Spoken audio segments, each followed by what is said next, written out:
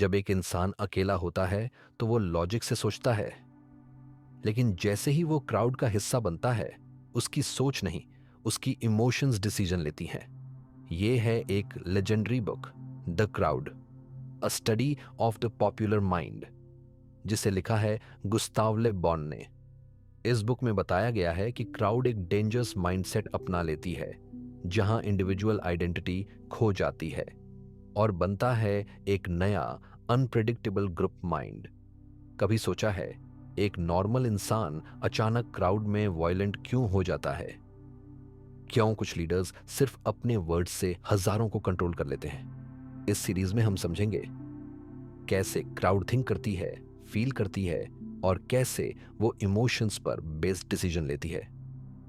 तो रेडी हो जाइए क्राउड के माइंड में एंटर करने के लिए। Welcome to the crowd, part 1, the mind of crowds. Chapter 1, general characteristics of crowds. यह कहानी एक ऐसे इंसान की है जो रोज की जिंदगी में अकेला एक आम इंसान होता है, शांत, सोचने समझने वाला, खुद की सीमाओं को जानने वाला। लेकिन जैसे ही वो हजार लोगों की भीड़ में शामिल होता है, उसका बर्ताव पूरी तरह से बदल जाता है। यही है गुस्ताव ले बॉन की किताब the crowd, a study of the popular mind का पहला chapter, general characteristics of crowds, यानी भीड़ की सामान्य विशेषताएं। सोचिए, एक पढ़ा लिखा आदमी जो अकेले में शांत रहता है, वो भीड़ में आते ही गुस्सैल और हिंसक क्यों बन जाता है? लेबॉन कहते हैं कि जब कोई व्यक्ति भीड़ में होता है तो वो अपनी इंडिविजुअल आइडेंटिटी खो देता है। उसके अंदर की सोचने समझने की शक्ति कमजोर हो जाती है और वो उस भीड़ की मानसिकता का हिस्सा बन जाता है। जैसे एक बूंद समुंदर में घुल जाती है। मान लो किसी स्टेडियम में मैच हो रहा है, एक टीम की हार होते ही पूरी भीड़ अचानक उग्र हो जाती है। लोग कुर्सियां तोड़ने लगते हैं, गाड़ियों में आग लगाते हैं। अब इनमें से कई लोग अकेले में ऐसे काम कभी नहीं करते, लेकिन भीड़ में उन्हें लगता है कि कोई उन्हें जज नहीं कर रहा, इसलिए वो खुद पर कंट्रोल खो बैठते हैं। इसीलिए बोन कहते हैं the loss of conscious personality. भीड़ का एक और दिलचस्प पहलू है उसका सजेस्टिबिलिटी, यानी बहुत जल्दी किसी भी बात से प्रभावित हो जाना। जब एक इंसान किसी जोशीले लीडर की आवाज सुनता है या कोई इमोशनल अपील करता है तो पूरी भीड़ उसमें बह जाती है। अब सोचिए, अगर कोई नेता जोर से बोले हमारे साथ अन्याय हुआ है, तो भीड़ तुरंत गुस्से में आ जाती है, बिना ये सोचे कि बात सच है या नहीं। लिबॉन ये भी बताते हैं कि भीड़ में इंसान का बर्ताव प्रिमिटिव, यानी आदिम रूप में बदल जाता है। वो सोचता नहीं है, बस महसूस करता है और उसी के अनुसार रिएक्ट करता है। जैसे कि कोई आदिवासी समाज जहां तर्क नहीं बल्कि भावना हावी रहती है। एक और बात जो लेबॉन ने कही वो ये कि भीड़ एक ही समय में बहुत क्रूर और बहुत नर्म दिल भी हो सकती है। जैसे कभी कभी किसी दुर्घटना में भीड़ एक मासूम बच्चे को बचाने के लिए जान लगा देती है और कभी कभी एक चोर को पीट पीट कर मार डालती है।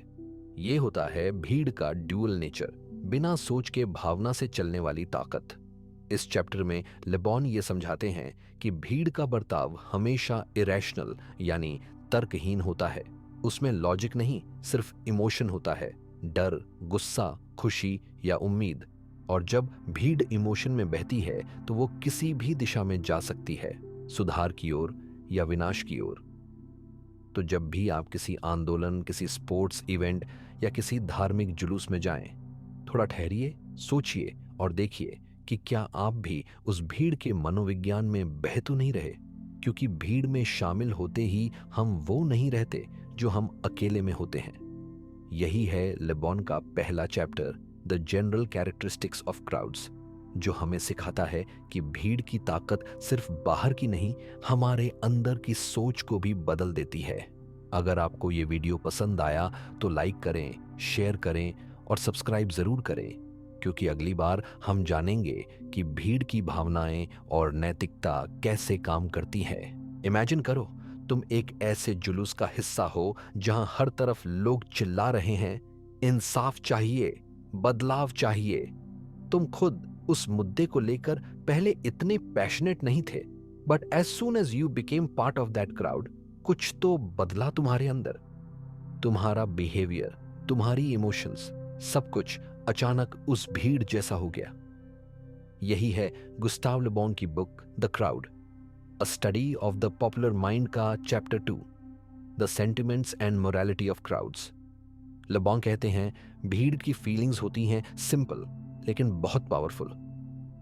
भीड़ ज्यादा सोचती नहीं, वो कॉम्प्लिकेटेड लॉजिक को समझती भी नहीं। क्राउड रिएक्ट करती है इमोशन से, जैसे एक्साइटमेंट, फियर, एंगर या ब्लाइंड फेथ। जब कोई बात इन इमोशंस को ट्रिगर करती है, भीड़ बहुत तेज और एक्सट्रीम तरीके से रिएक्ट करती है। इमेजिन करो एक अफवाह फैलती है कि किसी रिलीजन का इंसल्ट हुआ है। प्रूफ कुछ नहीं है, लेकिन भीड़ गुस्से में आ जाती है। तोड़फोड़, मारपीट शुरू हो जाती है। अब वही इंसान अगर अकेला होता तो शायद कामली सोचता, क्रॉस चेक करता, लेकिन क्राउड में वो सोचने की जरूरत ही महसूस नहीं करता। Because in a crowd people lose their individual responsibility. ले बॉन कहते हैं भीड़ की मोरालिटी भी अलग होती है। कभी क्राउड बहुत नोबल बन सकती है, किसी जरूरतमंद की मदद करने वाली, इनजस्टिस के खिलाफ खड़ी होने वाली। But at the same time वही भीड़ क्रूर बन सकती है, रूथलेस, वायलेंट। बिकॉज भीड़ में इंसान खुद को अकाउंटेबल नहीं मानता। उसे लगता है मैं नहीं, हम कर रहे हैं। हिस्ट्री में 1947 का पार्टीशन याद करो। लोग अपने ही पड़ोसियों को मारने लगे जिनके साथ वो सालों से पीसफुली रहते थे। वो अकेले में कभी ऐसा नहीं करते, बट जब वो क्राउड में थे, उनके इमोशंस ने लॉजिक को ओवरटेक कर लिया। क्राउड की एक और खासियत होती है, वो चीजों को या तो ब्लैक में देखती है या वाइट में। या तो कोई हीरो होता है या विलेन, नो मिडिल ग्राउंड। अगर कोई लीडर अच्छा लगा तो उसे भगवान बना देती है, अगर गलती दिखी तो पूरा डीमन बना देती है। सोशल मीडिया इसका परफेक्ट एग्जाम्पल है। एक छोटा मिस्टेक किसी सेलिब्रिटी का वायरल हो जाए तो पूरी क्राउड उसे कैंसिल करने लगती है। सोचते नहीं कि वो भी इंसान है, गलती इंसानी है। बस भीड़ में घुलकर सब एक्सट्रीम हो जाता है। ले बॉन बताते हैं कि क्राउड की मोरालिटी मोमेंट पर डिपेंड करती है। वहां लॉजिक की जगह इमोशन डिसाइड करता है कि क्या सही है और क्या गलत। वो ट्रूथ नहीं देखती, बस जो फील हो रहा है वही रियलिटी बन जाती है। सो इस चैप्टर का सबसे बड़ा लेसन ये है कि भीड़ का दिल बहुत बड़ा हो सकता है, लेकिन उसका दिमाग नहीं। क्राउड से ग्रेटनेस भी निकल सकती है और डिस्ट्रक्शन भी। इट ऑल डिपेंड्स ऑन किसने उस क्राउड की इमोशंस को कैसे गाइड किया। अगेल टाइम जब तुम किसी भीड़ में शामिल हो, चाहे प्रोटेस्ट हो, स्टेडियम हो या सोशल मीडिया कैंपेन, एक बार सोचो, क्या ये मेरी सोच है या भीड़ की सोच मुझ पर हावी हो रही है? Chapter 3, the ideas, reasoning power and imagination of crowds. सोचो किसी पब्लिक रैली में हजारों लोग इकट्ठा हैं। एक स्पीकर मंच पर चढ़ता है और बोलता है, हम सब मिलकर इतिहास बदल सकते हैं। भीड़ जोर से चीखती है, तालियां बजती हैं और हर कोई उस लाइन को जैसे एब्सोल्यूट ट्रूथ मान लेता है। लेकिन अगर तुम अकेले में हो तो शायद सोचो, इतिहास कैसे बदलेगा, स्ट्रेटजी क्या है? मगर भीड़ में ये सवाल पूछे ही नहीं जाते। ले बॉन इस चैप्टर में कहते हैं कि भीड़ की आइडियाज और रीजनिंग पावर बहुत बेसिक होती है। क्राउड सिर्फ सिंपल, क्लियर और इमोशनल आइडियाज को एक्सेप्ट करती है। कोई कॉम्प्लिकेटेड थ्योरी, कोई साइंटिफिक लॉजिक या डिटेल्ड रीजनिंग, ये सब भीड़ को समझ नहीं आता और न ही उसमें इंटरेस्ट होता है। भीड़ को अगर एक आइडिया प्रेजेंट करना हो तो वो आइडिया होना चाहिए बोल्ड, इमोशनल और सिंबॉलिक। जैसे हम गुलाम हैं, क्रांति चाहिए, देश खतरे में है। ये सब बातें इंस्टेंटली कनेक्ट करती हैं। भीड़ इनको सोचकर नहीं, फील करके एक्सेप्ट करती है। अब सोचो, कोई पॉलिटिशियन एक लॉन्ग एक्सप्लेनेशन दे रहा हो कि इकोनॉमी कैसे चलती है, interest rates, inflation, monetary policy, भीड़ बोर्ड हो जाएगी। बट अगर वही बोले, महंगाई ने जनता का खून चूस लिया है, बस भीड़ में आग लग जाएगी। क्यों? बिकॉज रीजनिंग की जगह वहां इमेजिनेशन काम करती है। ले बॉन कहते हैं crowd doesn't analyse, it imagines. भीड़ में इमेजिनेशन बहुत स्ट्रांग होती है, लेकिन वो इमेजिनेशन रियलिटी से जुड़ी नहीं होती। वो सिंबल्स, स्लोगन्स और ड्रामेटिक विजुअल्स पर टिकी होती हैं। जब कोई लीडर एक क्लियर इमेज पेश करता है, हमने गरीबी की जंजीरें तोड़ दी, तो वो लिटरल नहीं होता, बट भीड़ उस सिंबल को पूरी तरह सच मान लेती है। इसका एक क्लासिक एग्जाम्पल है रिलीजियस प्रोसेशंस। भीड़ अगर सुनती है कि किसी मूर्ति से चमत्कार हुआ है, तो उसके पीछे लॉजिक की जरूरत नहीं। किसी ने प्रूफ मांगा, नंबर भीड़ ने मान लिया, क्योंकि उस इमेज ने उनकी इमेजिनेशन को छू लिया। लेबॉन बताते हैं कि भीड़ की सोच हमेशा सिंबॉलिक होती है। वो मेटाफोर को लिटरल मानती है। अगर कोई कहे देश मां है, तो भीड़ उसे सच में मां जैसा देखने लगती है। उसकी इंसल्ट को मां का अपमान समझती है। वो एब्स्ट्रैक्ट आइडियाज को ह्यूमन फॉर्म में कन्वर्ट कर देती है। और अगर रीजनिंग की बात करें, भीड़ रीजनिंग नहीं करती, वो एसोसिएटिव थिंकिंग करती है। मतलब एक इमेज, एक फ्रेज, एक मेमोरी से जुड़कर रिएक्ट करती है। जैसे अगर किसी ने बच्चा उठाकर कहा हमारी फ्यूचर ये है, तो भीड़ इमोशनल हो जाती है। नो लॉजिक नीडेड, बस इमोशन ट्रिगर हो गया। तो इस चैप्टर में लेबॉन बताते हैं कि भीड़ की सोच लिनियर नहीं होती। वो तर्क पर नहीं, भावना और कल्पना पर चलती है। भीड़ सिर्फ उन्हीं आइडियाज को पकड़ती है जो आसान हैं, विजुअल हैं और जिन्हें वो महसूस कर सकती है। इसलिए जब भी आप किसी क्राउड का हिस्सा बने, चाहे किसी प्रोटेस्ट में हो, किसी धर्म सभा में या किसी पॉलिटिकल रैली में, एक पल को सोचिए, क्या मैं सोच रहा हूं या सिर्फ इमेजिन कर रहा हूं जो कोई और मुझे दिखा रहा है। क्राउड पावरफुल होती है, लेकिन उसका लॉजिक कमजोर होता है। और अगर इमेजिनेशन को सही दिशा नहीं दी गई, तो वही ताकत विनाश में बदल सकती है। चैप्टर 4, एक धार्मिक आकार जो सभी भीड़ के निष्कर्षों द्वारा ग्रहण किया गया। बिल्कुल।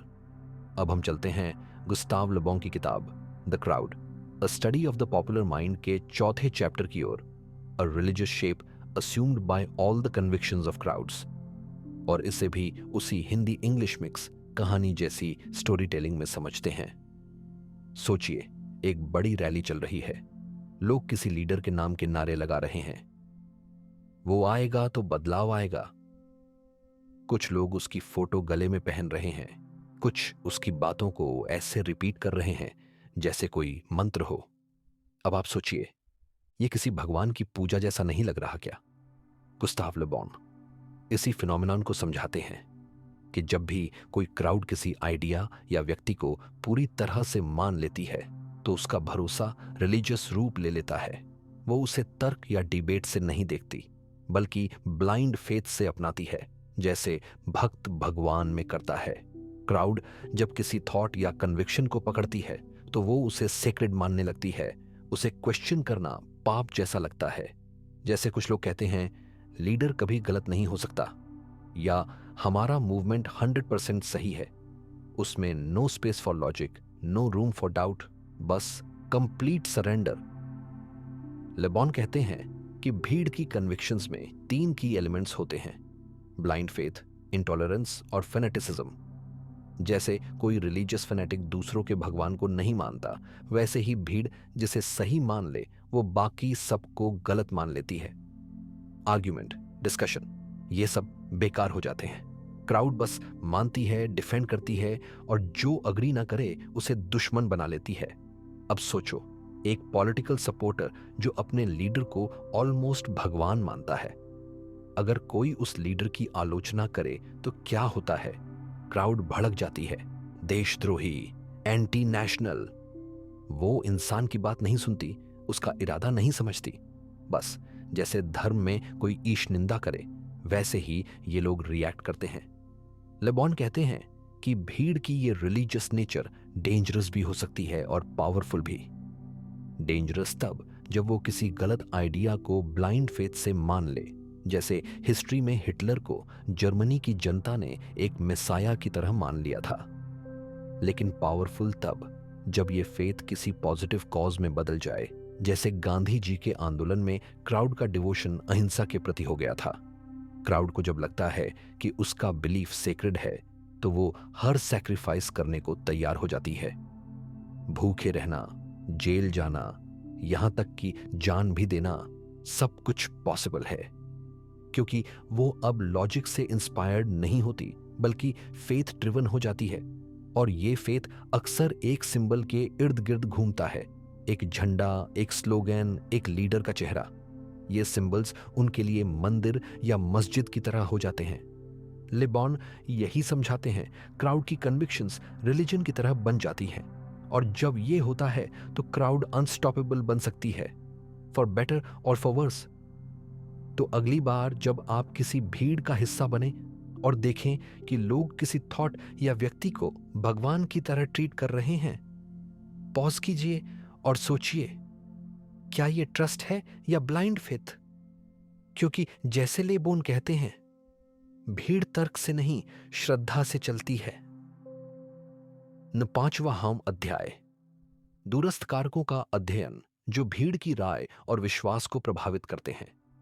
जैसे एक ही दिन में हजारों लोग एक हैशटैग ट्रेंड करने लगते हैं, या पूरे शहर में एक रूमर फैल जाता है।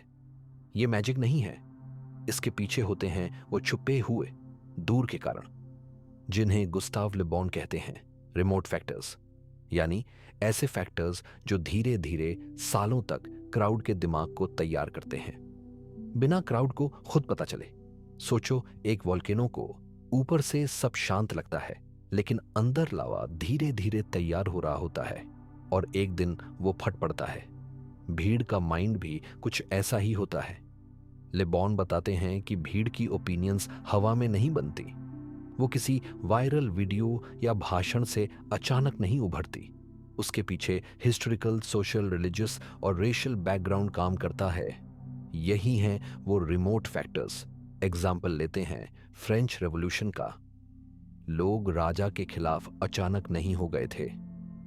सालों साल का ऑपरेशन, चर्च का कंट्रोल, सोशल इनइक्वालिटी, इन सब ने लोगों के अंदर एक मेंटल एटमॉस्फेयर बना दिया था। और फिर जब कोई एक छोटी सी चिंगारी लगी, जैसे एक स्पीच या पैम्फलेट, क्राउड भड़क उठी। मतलब ये कि क्राउड जो सोचती है आज, वो दरअसल कल, परसों या दशकों पहले बोई गई थिंकिंग का फल होता है। ले बॉन ये भी बताते हैं कि रेस यानी जातीयता और जेनेटिक मेमोरी भीड़ की सोच पर बहुत डीप असर डालती है। जैसे किसी एक कल्चर की भीड़ हिंसक रूप से रिएक्ट करती है तो दूसरी कल्चर की भीड़ शांत रहती है। ये सिर्फ एजुकेशन की बात नहीं, ये उनके इनहेरिटेड साइकोलॉजिकल पैटर्न का भी हिस्सा होता है। अब इमेजिन करो, इंडिया में कोई स्लोगन वायरल होता है, सेव कल्चर, सेव नेशन। ये स्लोगन सुनते ही बहुत सारे लोग कनेक्ट कर जाते हैं। क्यों? क्योंकि उनके अंदर पहले से एक संस्कार भरा हुआ है कि संस्कृति खतरे में है। ये फियर और इमोशन कोई नई चीज नहीं, ये तो सालों से उनके अंदर पनप रहा है। फैमिली, हिस्ट्री, एजुकेशन, मीडिया, सबने मिलकर उस थॉट को क्राउड रेडी बना दिया है। इसलिए ले बॉन कहते हैं कि अगर कोई लीडर भीड़ को इन्फ्लुएंस करना चाहता है तो उसे सिर्फ आज का माहौल नहीं, क्राउड की पुरानी मेमोरी और बैकग्राउंड को भी समझना पड़ेगा। तभी वो जान पाएगा कि कौन सी बात क्राउड को हिला सकती है। और ये रिमोट फैक्टर्स धीरे धीरे क्राउड की सोच को मोल्ड करते हैं, जैसे पानी पत्थर को काटता है।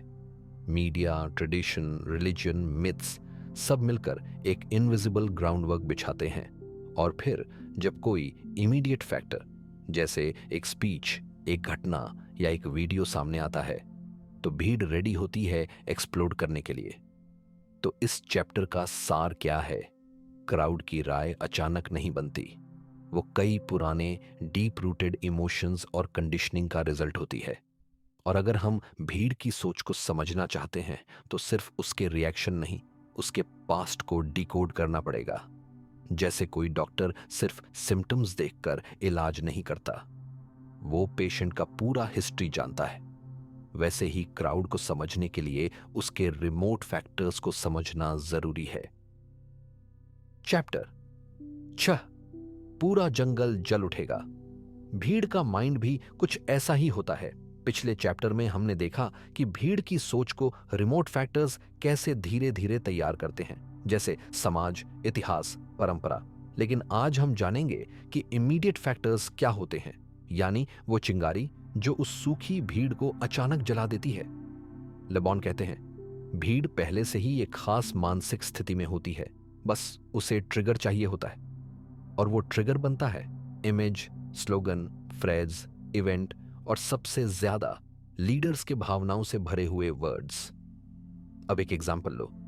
मान लो किसी शहर में महीनों से लोग जॉबलेस हैं, परेशान हैं, लेकिन शांत हैं। फिर एक दिन कोई व्यक्ति माइक पर चढ़कर बोलता है, हमसे सब कुछ छीन लिया गया है, अब नहीं सहेंगे। और क्राउड फट पड़ती है। दुकानों में तोड़फोड़, नारेबाजी, प्रोटेस्ट, सब शुरू हो जाता है। तो ऐसा क्या हुआ? वो स्पीच कोई नया ट्रूथ नहीं था, लेकिन वो मोमेंट, वो एनर्जी, वो एक इमीडिएट फैक्टर बन गई। एक स्पार्क जिसने पहले से सूखी हुई जमीन में आग लगा दी। लेबॉन बताते हैं कि भीड़ पर सबसे ज्यादा असर इमेजेस और सिंबॉलिक लैंग्वेज का होता है। रीजन नहीं, बल्कि इमोशन ट्रिगर होता है। जैसे अगर कोई बोले, हम गुलामी की जंजीरों में जकड़े हुए हैं, ये लिटरल ट्रूथ नहीं, लेकिन क्राउड को फील होता है जैसे सच में जंजीरें हैं।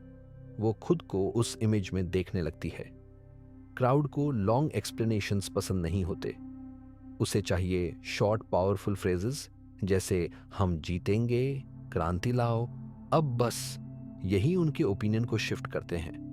और सबसे इंटरेस्टिंग बात, भीड़ को अफेक्ट करने के लिए ट्रूथ जरूरी नहीं होता। बस जो बात जोर से, पैशन के साथ कही जाए, वही ट्रूथ बन जाती है। एक और एग्जाम्पल लो। सोशल मीडिया पर किसी एक वीडियो में दिखाया गया कि किसी व्यक्ति को गलत तरीके से मारा गया। वो वीडियो वायरल हो गया। लोग सड़कों पर आ गए, प्रोटेस्ट्स हुए। बाद में पता चला कि पूरा इंसिडेंट आउट ऑफ कॉन्टेक्स्ट था, लेकिन तब तक भीड़ रिएक्ट कर चुकी थी। क्यों? क्योंकि उस वीडियो ने इमोशन जगा दिया, रीजनिंग को नहीं। ले बॉन कहते हैं, भीड़ की राय रीजन से नहीं बनती, सजेशन और रेपिटेशन से बनती है। अगर एक बात बार बार क्राउड को कही जाए और जोश के साथ कही जाए, तो वो धीरे धीरे उसी को सच मानने लगती है। और फिर जब वो इमोशन पीक पर पहुंचता है, तो भीड़ में एक इंडिविजुअल की सोच गायब हो जाती है और वो भीड़ का हिस्सा बनकर सिर्फ एक डायरेक्शन में सोचती है। तो इस चैप्टर में लेबॉन यही बताते हैं कि भीड़ की राय बनाने में इमीडिएट ट्रिगर्स कितना बड़ा रोल निभाते हैं। रिमोट फैक्टर्स सिर्फ बैकग्राउंड तैयार करते हैं, लेकिन ये इमीडिएट फैक्टर्स ही भीड़ को मूव करते हैं, किसी मूवमेंट की ओर, किसी रिबेलियन की ओर या किसी डिस्ट्रक्शन की ओर। तो अगली बार जब कोई सडन प्रोटेस्ट हो, कोई बड़ी भीड़ अचानक सड़कों पर उतर आए, तो सिर्फ उस पल को मत देखो। सोचो कि वो कौन सी चिंगारी थी जिसने उसे इग्नाइट किया, और उससे भी ज्यादा ये जानने की कोशिश करो कि अंदर का सूखा जंगल कब से तैयार था। Chapter 7, the leaders of crowds and their means of persuasion. Imagine कीजिए, एक विशाल मैदान, हजारों लोग वहां खड़े हैं, परेशान, गुस्से में, डायरेक्शनलेस। सबके मन में कोई ना कोई सवाल है, लेकिन किसी को जवाब नहीं दिख रहा। फिर अचानक एक आदमी स्टेज पर आता है। उसके हाथ में माइक नहीं, बस आवाज में आग है। वो बोलता है, मैं हूं आपका आवाज, आइए मेरे साथ चालिए। और पूरा क्राउड उसकी ओर खिंच जाता है। बस यही होता है भीड़ के लीडर का जन्म। गुस्ताव ले बॉन बताते हैं, भीड़ खुद कोई डायरेक्शन नहीं बना सकती। वो हमेशा किसी न किसी को फॉलो करना चाहती है। भीड़ को जरूरत होती है एक लीडर की, जो उन्हें एक विजन दे सके, एक इमोशन दे सके, और सबसे ज्यादा एक फेथ दे सके। पर ऐसा लीडर कोई ऑर्डिनरी इंसान नहीं होता। वो होता है थोड़ा सा एक्टर, थोड़ा सा प्रॉफिट, थोड़ा सा वॉरियर, और पूरा का पूरा बिलीवर। लेबॉन कहते हैं कि भीड़ का लीडर हमेशा कन्विक्शन से भरा हुआ होता है। उसे खुद अपने कहे पर इतना भरोसा होता है कि बाकी लोग भी उस पर आंख बंद करके भरोसा करने लगते हैं। वो डाउट नहीं करता, हेजिटेशन नहीं दिखाता। वो बस अपने विचारों को एब्सोल्यूट ट्रूथ की तरह पेश करता है। अब सोचिए, क्या हिटलर, गांधी, नेल्सन मंडेला या भगत सिंह ने अपनी बातों को सॉफ्टली रखा था? नहीं, उन्होंने उसे फेथ की तरह पेश किया और क्राउड ने उसे अपनाया जैसे कोई धर्म हो। ले बॉन कहते हैं कि क्राउड का लीडर अपने लोगों को रीजन से नहीं, सजेशन, रेपिटेशन और कंटेजन से कंट्रोल करता है। एग्जाम्पल लो, जब कोई लीडर बार बार बोलता है हम जीतेंगे, हम बदलेंगे, और लोग उसे हर दिन, हर मीटिंग, हर पोस्टर में सुनते हैं, तो वो लाइन एक मंत्रा बन जाती है। वो रिपीट होता है इतना ज्यादा कि लोग उस पर विश्वास करने लगते हैं, भले ही कोई प्रूफ ना हो। और फिर आता है कंटेजन, यानी इमोशन का फैलना। जैसे हंसी या डर एक इंसान से दूसरे में फैलती है, वैसे ही लीडर का पैशन पूरे क्राउड में फैल जाता है। क्राउड का लीडर अक्सर सिंपल भाषा में बात करता है, सिंबॉलिक भाषा में, जो सीधे दिल को छू जाए। वो कॉम्प्लेक्स आइडियाज में नहीं फंसता। वो कहता है हम गुलाम हैं, हमें आजादी चाहिए, या वो लोग हमारे दुश्मन हैं, और बस भीड़ एक्टिवेट हो जाती है। ले बॉन बताते हैं कि लीडर 3 तरह के होते हैं। बॉर्न लीडर्स, जो नेचुरली मैग्नेटिज्म रखते हैं। एजिटेटर्स, जो भीड़ की एग्जिस्टिंग भावनाओं को स्टर करते हैं। थियोरिस्ट्स, जो पीछे से आइडियाज देते हैं लेकिन सामने नहीं आते। लेकिन एक बात कॉमन होती है, हर लीडर को भीड़ को ऐसा फील कराना होता है कि मैं तुम्हारे जैसा ही हूं, लेकिन मैं तुम्हें रास्ता दिखा सकता हूं। वो भीड़ के इमोशंस को मिरर करता है, उनका दर्द, उनकी उम्मीद, उनका गुस्सा, सब वो अपने अंदर ले लेता है और फिर उसे एक डायरेक्शन में मोल्ड करता है। और ये पर्सुएजन तब स्ट्रॉन्गेस्ट होती है जब लीडर खुद अपनी बातों पर पूरे दिल से यकीन करता है, तब वो भीड़ के दिलों को छू सकता है। तो ये चैप्टर हमें सिखाता है, भीड़ खुद कोई निर्णय नहीं लेती, वो लीडर का इंतजार करती है। और जो इंसान बोल्ड हो, सर्टन हो और इमोशनली कनेक्ट कर सके, वही बनता है भीड़ का मसीहा। तो अगली बार जब आप देखो कि लाखों लोग किसी एक इंसान के पीछे खड़े हैं, तो समझ लेना कि उस इंसान ने भीड़ के दिल की धड़कन को छू लिया है। और यही सबसे बड़ा पर्सुएजन होता है।